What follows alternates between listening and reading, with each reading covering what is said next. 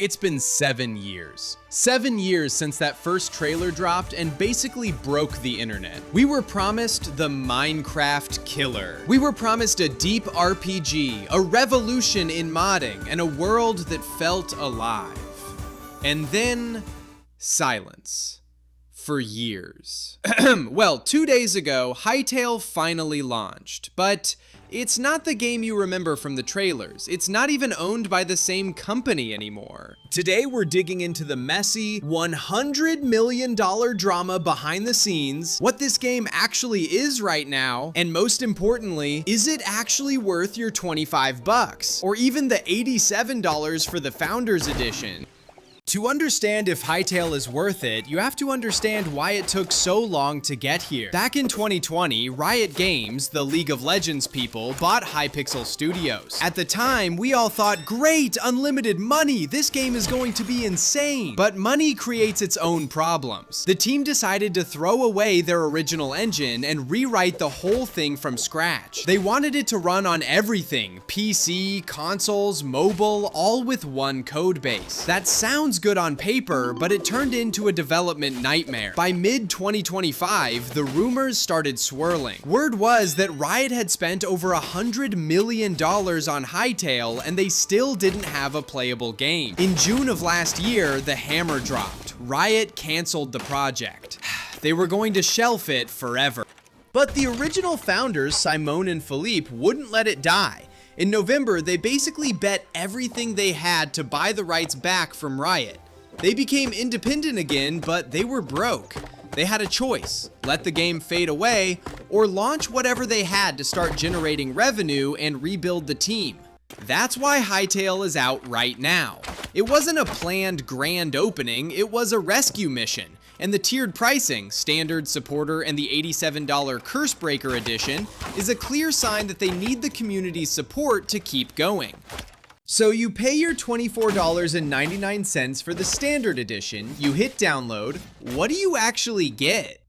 Right now, you're getting Exploration Mode. And let's be real, it's Minecraft 1.5. You spawn in a blocky world, you punch trees, you build a house, you mine for ores. But man, it looks beautiful! The lighting engine in Hytale is miles ahead of anything Minecraft has done, even with shaders. The way the wind moves through the trees, the dynamic weather, the way the fog settles in the valleys, it feels like a living world, not just a grid of blocks. The procedural generation is also much smarter. Instead of just random hills, you find actual points of interest. You'll stumble across a ruined tower that actually looks like it was built by someone, or a small camp of NPCs. It makes the world feel less lonely.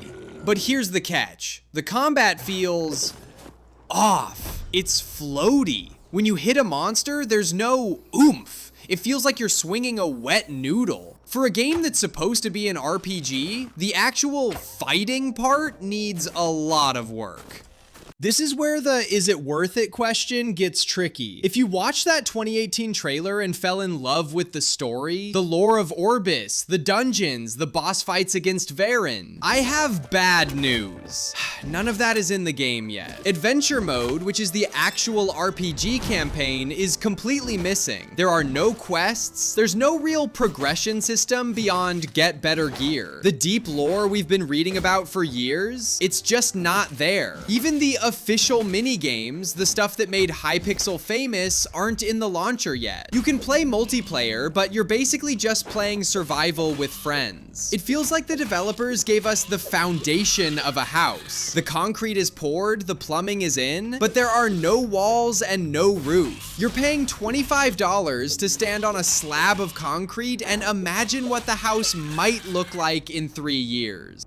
However, there is one group of people who should buy this game immediately: the creators. Hytale isn't just a game, it's a toolkit. The Hytale Model Maker is included in the $24.99 Standard Edition, and it is incredible. You can model a monster, animate it, and put it into the game without ever leaving the app. In Minecraft, modding is a mess of third-party tools and breaking updates. In Hytale, the developers are basically handing you the keys to the factory. If you're a modder, or if you want to learn how to make games, $24.99 for this engine is a steal. We're already seeing people recreate classic RPG maps and custom weapons just 48 hours after launch. The community is going to carry this game while the developers finish the actual game part.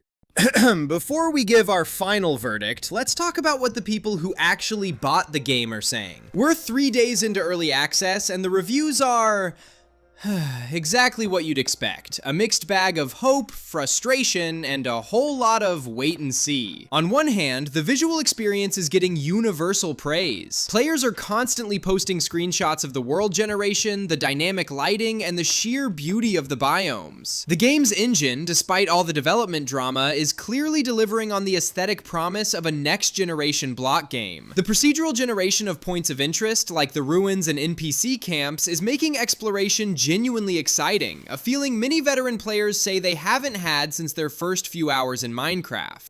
However, the honeymoon phase is short, and the technical and gameplay issues are impossible to ignore. The most common complaint is the combat. It's been described as floaty, unresponsive, and lacking weight. For a game that is supposed to have deep RPG elements, the current state of fighting is a major letdown. Beyond that, the server stability has been a huge issue. The independent team is clearly struggling to handle the massive influx of players, leading to frequent disconnects and lag, which is especially frustrating for those who paid for the higher tier editions.